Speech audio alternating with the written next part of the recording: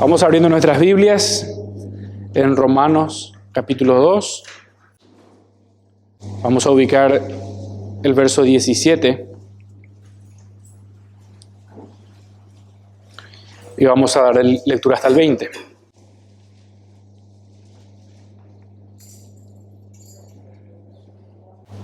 Leemos entonces Romanos capítulo 2, verso 17 al 20. Dice así: He aquí, tú tienes el sobrenombre de judío, y te apoyas en la ley, y te glorías en Dios. Y conoces su voluntad, e instruidos por la ley apruebas lo mejor. Y confías que eres guía de los ciegos, luz de los que están en tinieblas, instructor de los indoctos, maestros de niños, que tienes en la ley la forma de la ciencia y de la verdad. Bueno, quisiera arrancar esta introducción comparando dos traducciones de las Escrituras. Así que permítanme leerles cómo traduce la Biblia de las Américas este verso 17. Por favor, presta atención a las primeras palabras. Dice así la Biblia de las Américas: Pero si tú, que llevas el nombre de judío y te apoyas en la ley, y continúa la cita. Habrá notado que la diferencia con la Reina Valera, la que probablemente usted tiene en su mano, es esta frase: he aquí, traduce la Reina Valera, pero sí, traduce la Biblia de las Américas. Bueno, en esta ocasión considero importante tener que introducir de esta manera, un tanto técnica, observando justamente estas diferencias en las traducciones. Y la razón es que es necesario que nosotros ubiquemos estos versos que acabamos de leer en el contexto de lo que Pablo viene diciendo. Y pensando en la traducción de la Biblia de las Américas, ese pero sí conecta mejor con los versos anteriores. Veamos por qué. En el verso 12 del capítulo 2, Pablo hace esta declaración. Dice: todos los que sin ley han pecado, sin ley también perecerán. Y todos los que bajo la ley han pecado, por la ley serán juzgados. Luego usted tiene que en los versos 14 y 15 entendemos que los que no tienen ley en realidad no son sin ley. Y la razón es que la obra de la ley está escrita en sus corazones. Por tanto, y presta atención, así como los versos 14 y 15 son la explicación del por qué los sin ley serán juzgados, a partir del verso 17, usted tiene el desarrollo del por qué aquellos que están bajo la ley serán juzgados. Para entender entonces la importancia de iniciar el verso 17 con un pero, como lo hace la Biblia de las Américas, debemos observar cómo este mismo verso marca un llamativo contraste entre el gentil que no tiene ley y el judío que se apoya en la ley. Piensen esto: a los gentiles les condena el conocimiento innato que tienen de Dios. Que por cierto, según vimos, ese conocimiento innato Dios mismo puso en sus corazones. Sin embargo, aquellos que se jactan por tener un conocimiento de la ley de Dios, también deberían saber que esa misma ley que conocen también les condena porque son infractores de esa ley que conocen. El contraste claro entre judíos y gentiles es con relación a la ley. Pero si consideramos el juicio de Dios, entendemos que el judío no tiene grandes razones para jactarse. Así que esto es lo llamativo del contraste entre gentiles y judíos. que en un punto se diferencian, y esto es con relación a la ley, pero a la final están en la misma. Si en los versos anteriores nosotros tenemos la verdad de que los gentiles serán juzgados por desobedecer a Dios y su conciencia atestigua de eso, ahora nosotros tenemos que los judíos serán juzgados por la ley que tienen de Dios y esta misma ley atestigua contra ellos. Es cierto, judíos y gentiles no son iguales, pero esas diferencias a la final se unifican en esta penosa realidad, que todos son pecadores. Por eso Pablo, hablando como judío, más adelante él va a decir esto, ¿qué pues? ¿Somos nosotros mejores que ellos? En ninguna manera. Pues ya hemos acusado a judíos y a gentiles que todos están bajo pecado. Entonces la ilustración de que en ninguna manera son mejores los judíos es exactamente lo que usted tiene cuando lee los versos 17 al 24. Este grupo de personas con el sobrenombre de judíos, nos dice Pablo, tienen el privilegio especial de conocer la ley de Dios, vemos en los versos 17 al 20, y sin embargo son desobedientes a esa misma ley que dicen conocer, versos 21 al 24. Y siguiendo entonces con la trama argumentativa que da todo el capítulo 2, nosotros debemos de preguntarnos también en esta ocasión, ¿escaparán estos judíos, los mencionados aquí, del justo juicio de Dios? ¿Van a escapar? De ninguna manera. Ahora bien, pensando sobre a quiénes Pablo se está dirigiendo en este pasaje, nosotros debemos observar que los judíos previamente ya fueron mencionados. Por ejemplo, la primera vez que se los menciona es en el capítulo 1, verso 16.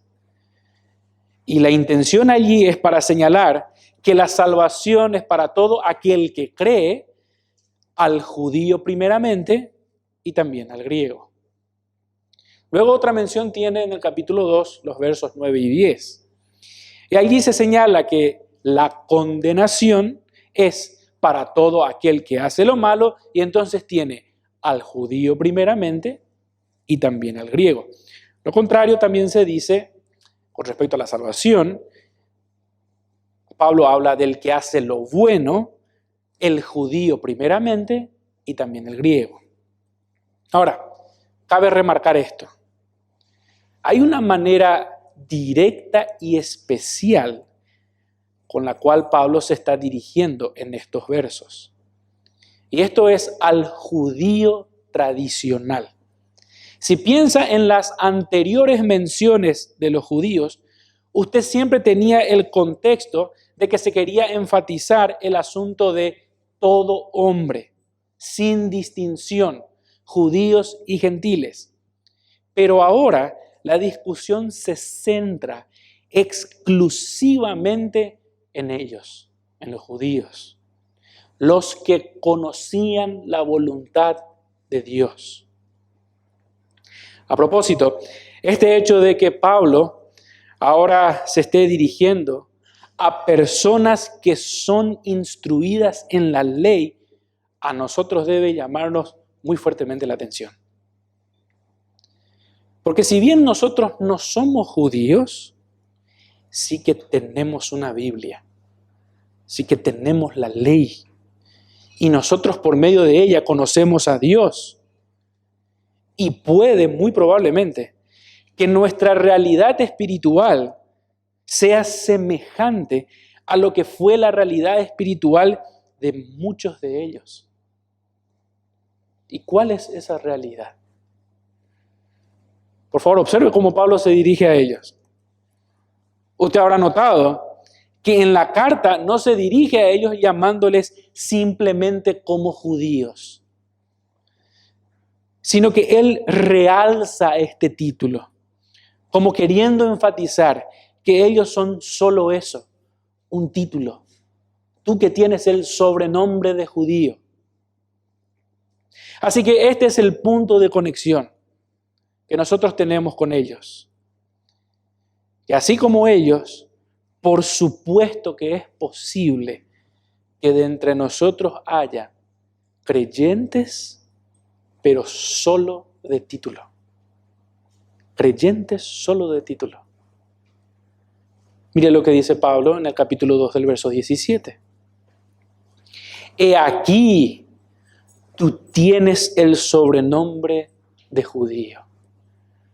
O como dice la Biblia de las Américas contrastando, pero si tú, que no eres un gentil, que no eres un inconverso, diríamos nosotros hoy, si tú que eres un creyente, tú que tienes ese sobrenombre. A estos Pablo se está dirigiendo. Y ya hemos anticipado que Pablo por primera vez se está dirigiendo a los judíos de esta manera directa y especial. Pero, ¿quiénes son los judíos? ¿Quiénes son ellos? Bueno, históricamente hablando, este es el mismo pueblo que hace siglos atrás eran referidos como hebreos. Y la razón por la cual se les conocía como hebreos era porque hablaban la lengua hebrea. Luego, más adelante, este mismo pueblo también por mucho tiempo fue conocido como los israelitas. Y la razón es que ellos eran o son descendientes del patriarca que se llamaba así, Israel. Pero en los tiempos de Pablo, incluso en los tiempos de Jesucristo mismo, era común llamarle a este pueblo hebreo, israelita, llamarles judíos. Ahora, ¿por qué el nombre judío? Ya sabemos quiénes son. ¿Por qué ese nombre? Recordemos que tras la muerte de Salomón, el reino de Israel se dividió en dos. Usted tenía el reino del norte y tenía el reino del sur. El reino del sur era conocido también como Judá o el reino de Judá. Y por cierto, ese era el mismo nombre que tenía una de las 12 tribus en Israel, la tribu de Judá. El asunto es este, que tras el retorno de los israelitas del cautiverio en Babilonia, era muy común referirse a todos ellos como judío. Entonces, cada vez que alguien hablaba de los judíos, estaba hablando de esa raza que desciende de Abraham, Isaac y Jacob. ¿Quién es Israel, por cierto? Jacob, que le fue cambiado su nombre por Israel. Los judíos, los israelitas, tenían varios distintivos que les hacían sentir a ellos orgullosos, como superiores y distintos a las demás naciones sobre la tierra. Por ejemplo, una de esas distinciones era la circuncisión. Y esta era una señal física que representaba o mostraba para ellos que eran el pueblo del pacto. Eso significaba la señal. De hecho, Pablo en esta misma carta también se refiere a ellos, a los judíos, a los israelitas, como los de la circuncisión. Pero si usted prestó atención, aquí Pablo en los versos 17 al 20 no habla de los de la circuncisión. Pablo está enfatizando el sobrenombre judío y se dirige a ellos considerando otro aspecto que también les hacía sentir a ellos orgullosos. Y ese aspecto es que ellos eran el pueblo de la ley. Más adelante en el capítulo 2 Pablo va a decir esto. Tú que te jactas de la ley. Por tanto, este nombre judío representaba al mismo tiempo la herencia racial y religiosa que que tenían este pueblo. Así que cuando Pablo se dirige a ellos, a estos que tienen el sobrenombre de judío, nosotros sabemos que no quiere simplemente denotar que estos son un grupo de personas de una determinada raza, sino más bien lo que Pablo quiere hacer es resaltar esa relación especial que ellos como pueblos israelitas tenían con la ley de Dios. Y esto fue muy obvio si usted prestó atención a los versos 17 al 20. Se aprecia por el contexto. Ahora, habiendo entendido entonces esto, cabe que nosotros nos preguntemos qué es lo que está haciendo Pablo al mencionarle a ellos y con relación a la ley. ¿Acaso Pablo les está elogiando? Es decir, ¿Pablo realmente está reconociendo que ellos se apoyan en la ley? ¿O que conocen verdaderamente la voluntad de Dios? ¿Que en verdad son capaces de aprobar lo mejor? ¿O Pablo está siendo irónico? Bueno, para descubrir esto, presta atención a lo que Pablo va a decir inmediatamente después de estos versos, y esto es en el 21 del capítulo 2. Pablo dice esto: tú pues, tú que tienes el sobrenombre de judío, tú que te apoyas en la ley, tú que conoces la voluntad de Dios, tú pues, que enseñas a otro, ¿no te enseñas a ti mismo? Tú que predicas que no se ha de hurtar, ¿hurtas? Tú que dices que no se ha de adulterar, ¿adulteras? Tú que abominas de los ídolos, ¿cometes sacrilegio? Tú que te jactas de la ley, con infracción de la ley, ¿deshonras a Dios? Porque como está escrito, el nombre de Dios es blasfemado entre los gentiles por causa de vosotros. Entonces usted habrá notado que claramente aquí hay una tensión, una fuerte tensión. Por un lado hay cierta ironía con las afirmaciones de Pablo sobre los judíos, sin lugar a duda. Por ejemplo, los judíos mismos, de los cuales él afirmó que se apoyaban en la ley y que se gloriaban en Dios, luego retóricamente afirma que ellos infringían la ley y deshonraban a Dios, los mismos. Pero por otro lado, tampoco se puede decir que todo lo que Pablo está haciendo aquí es un mero sarcasmo. Porque de nuevo, por ejemplo, sí era verdad que los judíos estaban instruidos por la ley. Esto es cierto. Y en este sentido, también es verdad que ellos tenían la verdad. Esto es cierto. Entonces, la tensión aquí radica en el hecho de que estas personas que conocían la voluntad de Dios no terminaban obedeciendo según el estándar que Dios exigía. Mire cómo Pablo deja ver esta actitud que ellos tenían. Más adelante él va a decir esto, para señalar que no estaban guardando la ley que decían conocer.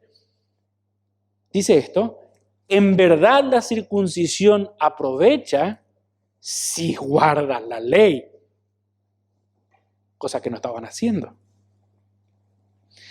Entonces, lo que Pablo va a hacer ahora es mostrarnos quién es este que solamente tiene el sobrenombre de judío, pero que a la final no es otra cosa más que un simple religioso, o como nosotros diríamos hoy.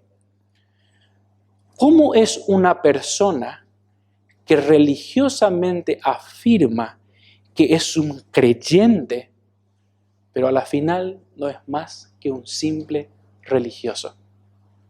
¿Cómo es esta persona? Bueno, usted pensará que las características de esta persona tienen que ser ultra evidentes, ¿cierto? La verdad es que un judío no creyente luce, al menos en apariencia o de manera externa, casi igual a uno que es verdaderamente justo. Por favor, observe que Pablo, aunque en tono irónico, hace estas 5 afirmaciones de ellos. Primero, dice que tienen el sobrenombre de judío. Pensando hoy, este dice que es creyente. 2, se apoya en la ley. 3, se gloría en Dios. 4, conoce su voluntad. 5, aprueba lo mejor por estar instruido en la ley. Todo esto parece que está describiendo a un judío piadoso, ¿cierto? La verdad es que no. Pero también sí. Porque sí es cierto que un judío piadoso se apoya en la ley, se gloría en Dios, aprueba lo mejor porque está instruido en la ley, sin lugar a dudas. Pero usted no tiene que perder de vista esta capa de ironía que Pablo está haciendo de estas personas. Note que cada característica que Pablo cita se relaciona con la ley, sin lugar a dudas. Pero solamente lo hace en el aspecto del conocimiento. Nunca Pablo dice nada respecto de la obediencia. Al contrario, más adelante dice todo lo opuesto. Y esto nos lleva a la primera característica de estos judíos de sobrenombre, o como nosotros titulamos en el sermón, estos creyentes, pero que son solo de título.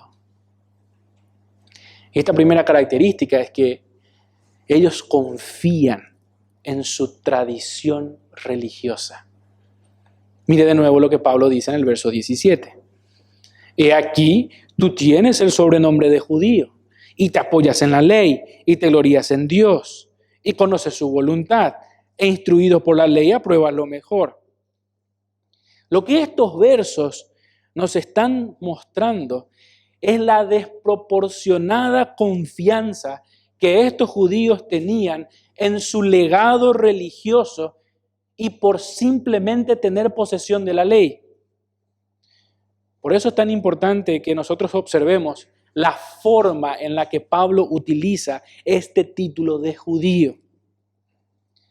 Porque esta forma evoca a nosotros, nos informa estos aspectos del por qué era tan significativo para ellos ser el pueblo especial de Dios. Para muchos de ellos, no todos, pero sí muchos, ser del linaje de Abraham significaba que automáticamente estaban protegidos y eximidos de todo juicio de parte de Dios. Usted recordará, por ejemplo, que Juan el Bautista les confrontó duramente en cuanto a esto, a la casta religiosa de Israel, a estos que conocían la ley. Por poco no andaban con un rollo bajo el brazo de la ley. Estos fariseos y saduceos que vinieron en el bautismo de Juan el Bautista. Mire lo que le dice Juan en Mateo capítulo 3, verso 8. Por favor, acompáñeme en esta lectura.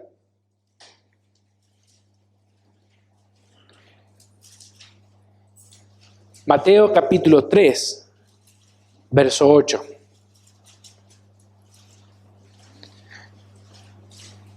Estas declaraciones son pronunciadas a los líderes religiosos de Israel, los que conocían la verdad de Dios, los que conocían la voluntad de Dios. Haced, pues, frutos dignos de arrepentimiento. Y no penséis decir dentro de vosotros mismos, a Abraham tenemos por padre. Porque yo os digo que Dios puede levantar hijos a Abraham aún de estas piedras. ¿Notaron esa confianza? Es la misma que Pablo está enfatizando ahora. Y de una manera similar, pensando en nosotros, incontables personas desde el tiempo de Cristo han considerado que están a salvos del juicio de Dios simplemente porque o han nacido en una familia cristiana, o fueron bautizados alguna vez, o pertenecen a una iglesia, o porque simplemente dicen que son creyentes. Piensan que van a escapar del juicio de Dios. Conozco a un hombre que un tiempo estuvo con nosotros, ahora no está. Frecuentemente decía con cierto orgullo esto: hace 40 años que soy cristiano. Pero cuando decía, no estaba, digamos, en un ánimo de gozo, sabiendo que ha superado, va pasando las pruebas y sigue firme en la fe. Él decía que hace 40 años era cristiano porque quería darle a entender a todos los que estaban escuchando que a él nadie le tiene que enseñar nada, porque hace 40 años es cristiano. Bueno, independientemente de si esta persona era o no un creyente, no es esa la discusión, lo que yo quiero ilustrar es que tener toda una tradición religiosa no es sinónimo de ser un creyente genuino. No es. No importa cuántas décadas usted haya profesado la fe, eso no es garantía de que usted sea un creyente genuino. Es un símil con lo que eran estos judíos. Sin lugar a dudas, un creyente que en verdad lo es, profesa ser creyente, obvio. Viene también a la iglesia, obvio. Pero una tradición religiosa cristiana no le hace a usted ser un creyente genuino. La segunda característica que Pablo quiere enfatizar es que estas personas de sobrenombre judío no solamente tenían esa confianza en su legado religioso, sino que también eran vanagloriosos conocedores de Dios. Note que Pablo, luego de mencionar el trasfondo judío de estas personas, añade 4 características que se relacionan con el conocimiento de la ley. Mire lo que Pablo dice de ellos. Y te apoyas en la ley. Tú que tienes el sobrenombre de judío, tú que eres creyente, te glorías en Dios y conoces su voluntad. E instruido por la ley, apruebas lo mejor. Bueno, cumplir perfectamente toda la ley de Dios es algo imposible. Por mucho que intentase cualquier judío, esta tarea sabía que era algo imposible de hacer. Y es por esta razón que muchos rabinos empezaron a enseñar que bastaba con aprender de memoria la ley para poder agradar a Dios. Esto basta. O como haríamos nosotros hoy, memorizarnos unos cuantos versículos. Entonces ya estamos agradando a Dios. Otros incluso llegaron al extremo de enseñar que tener una copia de la ley en casa o a mano ya era suficiente. O como nosotros pensamos hoy, que haber comprado nuestra primera Biblia y tenerla con nosotros, ya somos creyentes. No funciona así. ¿Qué quiere enfatizar Pablo cuando dice de ellos que se apoyaban en la ley? Bueno, la palabra que se traduce aquí por apoyar quiere decir tener seguridad. Pero a estos judíos, usted habrá notado que no se le está alabando por confiar o descansar en la ley de Dios. Pablo no está diciendo que ellos se deleitaban en la ley de Dios, como por ejemplo lo hace el salmista en Salmo 119. No. La seguridad en la ley que ellos tenían era más bien similar a como tener un amuleto de la buena suerte. Confiaban en que al estar en posesión de la ley, ya sea teniendo una copia o haberla memorizado algo, ya eso es como un escudo contra el desastre. Curiosamente, muchos predicadores de la prosperidad a esto mismo se refieren cuando hablan del poder de la fe. ¿Escuchó alguna vez esa frase? El poder de la fe. Bueno, llegué a escuchar a uno de ellos decir que cuando viene la adversidad, nosotros tenemos que afirmar, si es posible, en voz alta: todo lo puedo en Cristo que me fortalece. Entonces, cuando pronunciamos esto, y como es palabra de Dios, y como la palabra de Dios es poderosa, automáticamente saldremos victoriosos y nunca derrotados. ¿No le pasó que cuando estaba en angustia, lo primero que se le ocurrió es tratar de empezar a decir algunos versos para que se vaya la mala onda? Ojo, no estoy diciendo que memorizar la Biblia esté incorrecto, ojo, ni tampoco decir versículos sea incorrecto. Pero usted tiene que pensar en cómo eran estos judíos que decían enseñar a otros, pero ellos mismos no se enseñaban. Y Pablo decía que conocían la ley. Bueno, puede que este no sea el caso de usted, pero sí puede ser que alguno esté viviendo de manera desordenada. ¿Eso es posible? Y piense entonces en protegerse del disgusto de Dios leyendo la Biblia, memorizando algunos versos, viniendo a la iglesia para escuchar, etcétera, etcétera. ¿De verdad piensa que la palabra de Dios es como un escudo mágico que lo está protegiendo mientras usted peca todo lo que quiere? ¿Es para eso la palabra de Dios?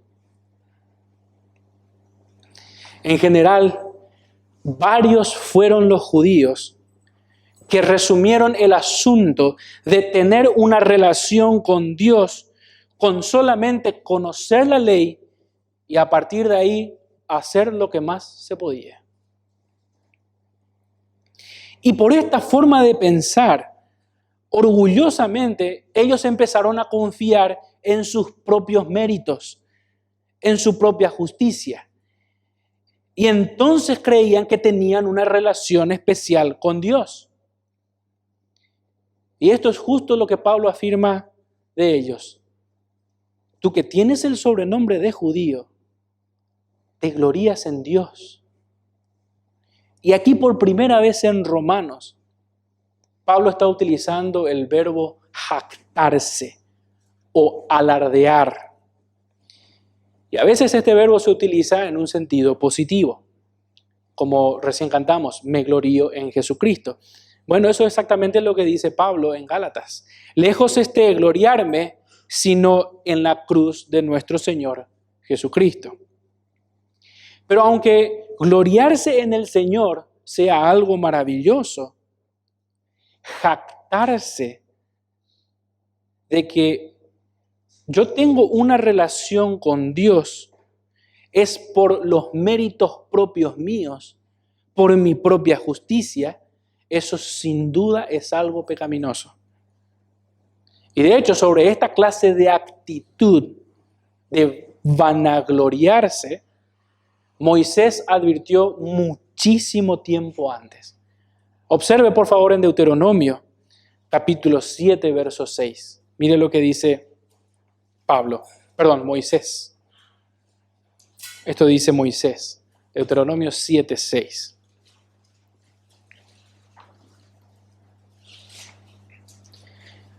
Porque tú eres pueblo santo para Jehová tu Dios. Jehová tu Dios te ha escogido para hacerle un pueblo especial, más que todos los pueblos que están sobre la tierra. No por ser vosotros más que todos los pueblos os ha querido Jehová y os ha escogido, pues vosotros erais el más insignificante de todos los pueblos.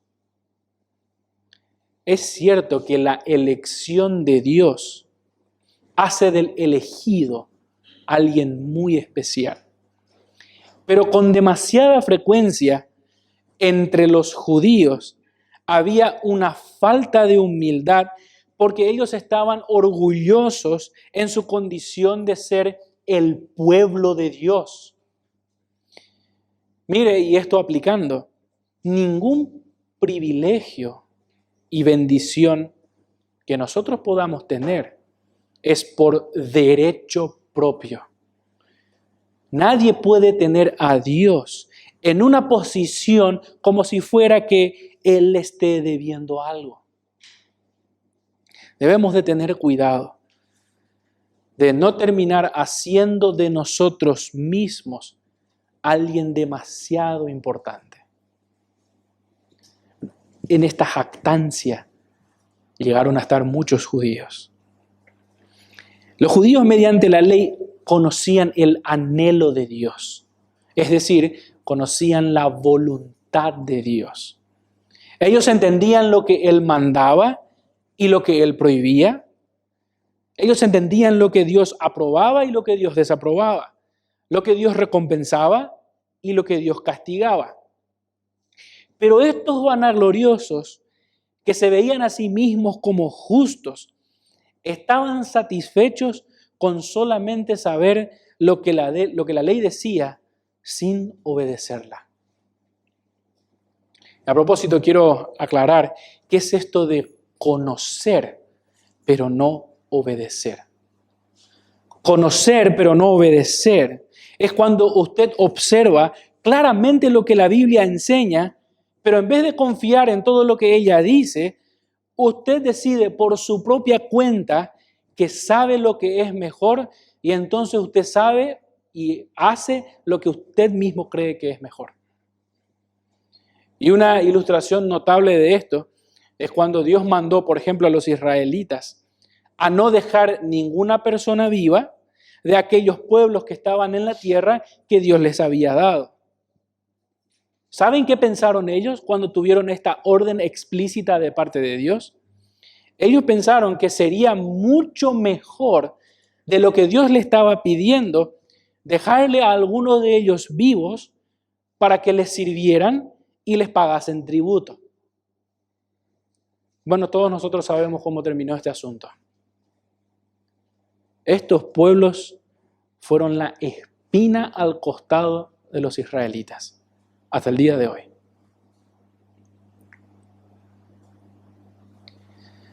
La instrucción que se obtiene de la Biblia no es esa clase de conocimiento similar a aquellas materias que usted pudo escuchar en la escuela, que cuando la escuchaba usted pensaba, y bueno, ¿y esto en qué me va a servir?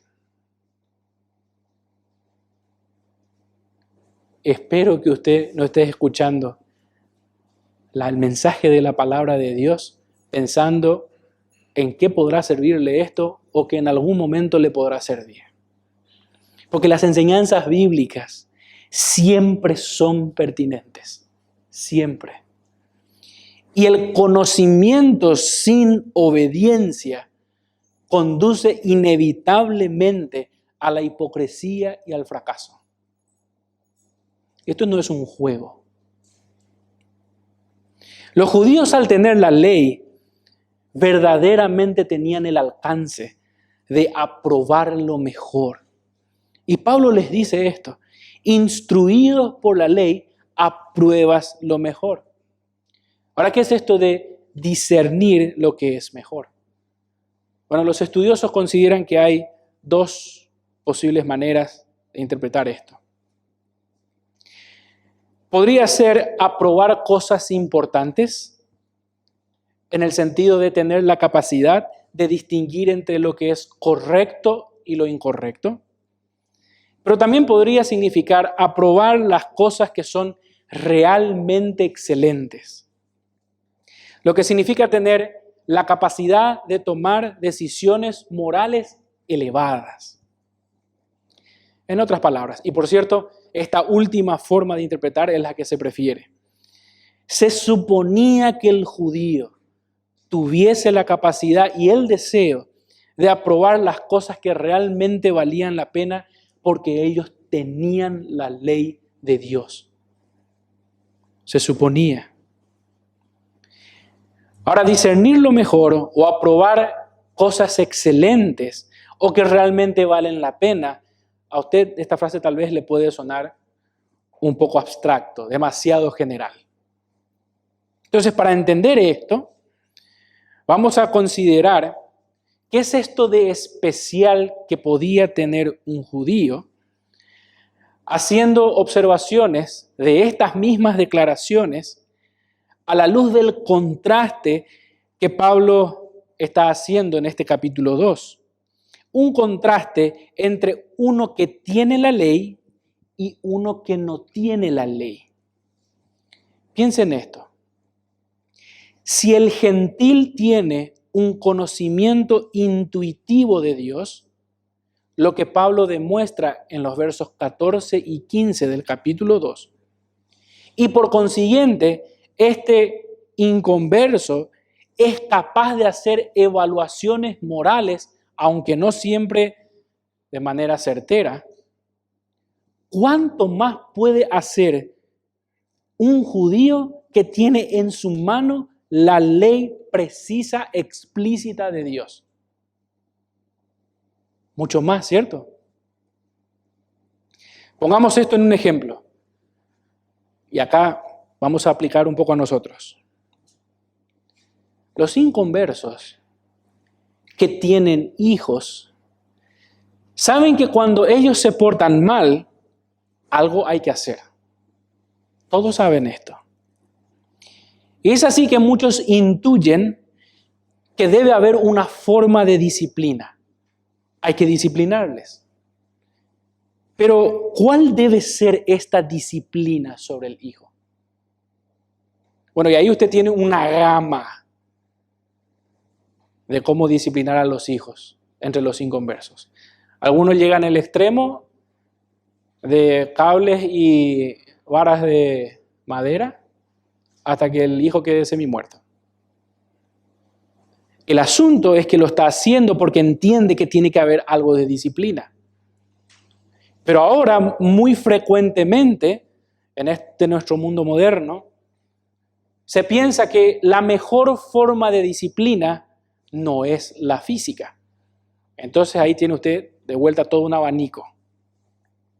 Sin embargo, los que confiamos en la Biblia no tenemos esa incertidumbre de qué hacer, sino tenemos más claridad. Nosotros sabemos lo que es mejor. ¿Y qué es mejor? Bueno, según Proverbios, no rehúses corregir al muchacho, porque si lo castigas con vara, no morirá. La vara y la corrección dan sabiduría, mas el muchacho consentido avergonzará a su madre. ¿Notaron la diferencia? Por un lado, incertidumbre en base a la intuición, y por otro lado, precisión en lo que se debe hacer. Aprobar lo mejor. Permítame decirlo de esta manera. Nosotros no somos muy distintos a los judíos en el sentido de que también nosotros tenemos que plantearnos si tenemos el título de evangélico y nosotros nos apoyamos en la Biblia. Cada uno de nosotros tiene una Biblia y conocemos la voluntad del Señor. Y porque aprendemos las Escrituras, somos capaces de aprobar lo mejor, de tener decisiones precisas conforme a la voluntad de Dios. Preguntémonos, ¿vamos a obedecer a Dios? ¿Vamos a obedecer? ¿O seremos solamente unos vanagloriosos conocedores de Dios que confían en su religiosidad, que conocen pero no hacen? ¿Qué vamos a hacer? Hasta aquí hemos visto que conocer pero no obedecer solo es una falsa seguridad de tener una relación con Dios. ¿Y a qué conduce esto? A nuestro tercer y último punto. A ser engreídos espirituales para con los demás. Noten lo que Pablo dice de estos que tenían el sobrenombre de judío, que tenían la ley, que conocían la voluntad de Dios, que aprobaban porque estaban instruidos en la ley lo mejor. Dice en el verso 19 lo siguiente, capítulo 2. ¿Y confías en que eres guía de los ciegos, luz de los que están en tinieblas, instructor de los indoctos, maestros de niños, que tienes en la ley la forma de la ciencia y la verdad? ¿De verdad confías en esto? Al igual que en los dos versos anteriores, aquí también tenemos descripciones que en sí mismas no son negativas. Pero nosotros tenemos que tener presente que también estas descripciones están siendo dichas en un tono irónico. Y esto es muy evidente porque luego en el verso 21, Pablo hace esta pregunta. A estos que tienen la ley, que aprueban lo mejor, que conocen la voluntad de Dios, que enseñan a otros, dice Pablo, tú pues, que enseñas a otros, ¿no te enseñas a ti mismo? Verso 21. Observe que el énfasis aquí está en la autopercepción.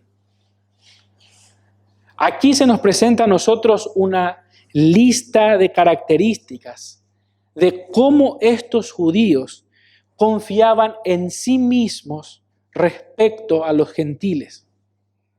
O dicho de otra manera, lo que ellos pensaban que eran. Y esto dice Pablo, ellos se veían como guías, como luz, como instructores y maestros. Y esto otra vez es un marcado contraste con todo aquello que ellos estaban convencidos de que no eran. Y así como ellos se veían de una determinada forma, también ellos no se veían como ciegos o de los que están en tinieblas, como niños o indoctos, sino todo lo contrario, como portadores del conocimiento y la verdad. Observe que las dos primeras características están relacionadas. Ser guías, ser luz, de los ciegos, de los que están en tinieblas. ¿Notaron esa similitud? Los judíos en general y los escribas y fariseos en particular se consideraban como mentores superiores en cuestiones de moralidad y espiritualidad. Se veían a sí mismos como guías espirituales de sus hermanos judíos menos conocedores, pero en especial guías de los paganos gentiles que espiritualmente estaban en tinieblas. Entonces, lejos de estar ellos calificados para guiar a otros, lo que en realidad eran es unos desfachatados hipócritas. Ellos mismos tenían la gran necesidad de ser guiados. Y pareciera que Pablo está utilizando las frases de Jesucristo cuando confronta a los líderes espirituales de Israel. Y usted recordará en Mateo capítulo 23. Por favor, acompáñeme en esta lectura. Mateo capítulo 23, verso 24. Que Jesucristo les acusó de ser guías ciegos. Guías ciegos. Miren lo que dice Mateo 23, 24. Guías ciegos, que coláis el mosquito y traigáis el camello. Ay de vosotros, escribas y fariseos hipócritas, porque limpiáis lo de fuera del vaso y del plato, pero por dentro estáis llenos de robo y de injusticia. Fariseo ciego, limpia primero lo de dentro del vaso y del plato, para que también lo de fuera sea limpio. Ay de vosotros, escribas y fariseos hipócritas, porque sois semejantes a sepulcros blanqueados, que por fuera a la verdad se muestran hermosos, mas por dentro están llenos de huesos muertos y de toda inmundicia. Así también vosotros por fuera a la verdad os mostráis justos a los hombres, pero por dentro estáis llenos de hipocresía e iniquidad. Justamente porque estaban confiados en su supuesta espiritualidad, Pablo añade que ellos estaban convencidos de que eran instructores de los indoctos y maestros de niños. Los judíos observaban a los gentiles como necios, porque no sabían nada acerca de Dios y porque no sabían cómo relacionarse con Dios. Y como ellos sí tenían la ley de Dios, creían que solamente ellos podían enseñar a los bebés gentiles las grandes verdades eternas sobre Dios. Así que estos versos, irónicamente, son un retrato de personas que son orgullosamente arrogantes en su conocimiento.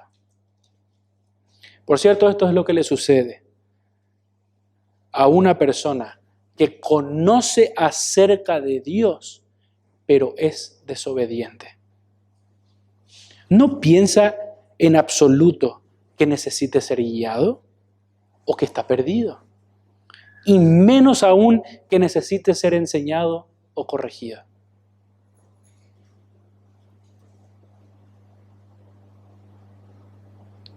Conozco varias personas que hoy ya no están, que en su momento, al igual que todos nosotros, estuvieron escuchando la verdad de Dios un domingo a la mañana, pero al lunes siguiente estaban siendo inmorales, infieles, mentirosos, avaros, defraudando a los demás. Y luego el siguiente domingo, sentado y escuchando exactamente lo mismo, la palabra de Dios. Pero el lunes, envidiando, maldiciendo, chismeando.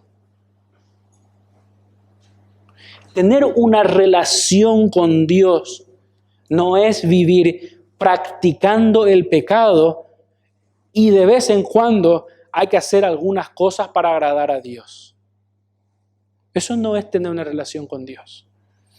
Si usted afirma ser un creyente o afirma conocer a Dios, si realmente piensa que ya conoce todo y es sabio y es competente, ¿no cree que ya es hora de parar de juzgar a otros, como dice Pablo en los primeros versos del capítulo 2? ¿Tú que juzgas? ¿No es hora de parar y comenzar a examinarse uno mismo? ¿No le parece? Pensemos de nuevo en el juicio de Dios. Y más concretamente en la verdad de que Dios juzgará por la ley a los que están bajo la ley. Y de nuevo aquí tenemos un punto de conexión que nosotros podemos aplicar hoy. Claramente toda persona que aprende la Biblia, lejos de tener una actitud orgullosa en su conocimiento, lo que debería hacer es concluir que está en falta con Dios. No tomar la Biblia y alabar su propia justicia, sino ver lo que ella enseña y reconocer que uno está en falta con Dios, de que uno es infractor de la ley y que realmente no está honrando a Dios con su vida. De eso la Biblia nos tiene que acusar. De eso. Y por favor no piense que yo le estoy sugiriendo que a partir de ahora hay que empezar a esforzarse para cumplir todo lo que la Biblia enseña, porque también es cierto lo que enseñan las Escrituras, que por las obras de la ley ningún ser humano será justificado delante de él. Nosotros por medio de la ley, al igual que los judíos, tenemos el conocimiento del pecado. no que somos justos, no que somos los mejores esposos que hay, las mejores esposas que hay, los mejores hijos que hay, los mejores personales que hay, los mejores patrones que hay. Lo que todos necesitamos y lo que probablemente usted necesite hoy es rendir de una buena vez por todas su vida a Cristo. Él debe ser su Señor y es su justicia la que usted debe buscar, no sus méritos propios, como si fuera que va a ganarse el cielo. Termino con esta lectura, Romanos capítulo 3, verso 21. Piensen en esto. Dice Pablo en Romanos 3, 21. Pero ahora, aparte de la ley, se ha manifestado la justicia de Dios, testificada por la ley y por los profetas. La justicia de Dios por medio de la fe en Jesucristo, para todos los que creen en Él. Porque no hay diferencia, por cuanto todos pecaron y están destituidos de la gloria de Dios, siendo justificados gratuitamente por su gracia mediante la redención que es en Cristo Jesús. Vamos a orar. Amado Padre Celestial, una vez más, muchas gracias por tu palabra.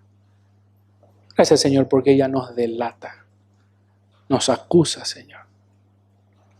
Tenemos el privilegio de conocerte mediante tu perfecta verdad, Señor. Y nos maravillamos, nos deleitamos en tu verdad. Pero por favor, Señor, rompe nuestro orgullo. Que no seamos jactanciosos. No pensemos de nosotros mismos, que nos merecemos algo de lo mucho que tú nos das.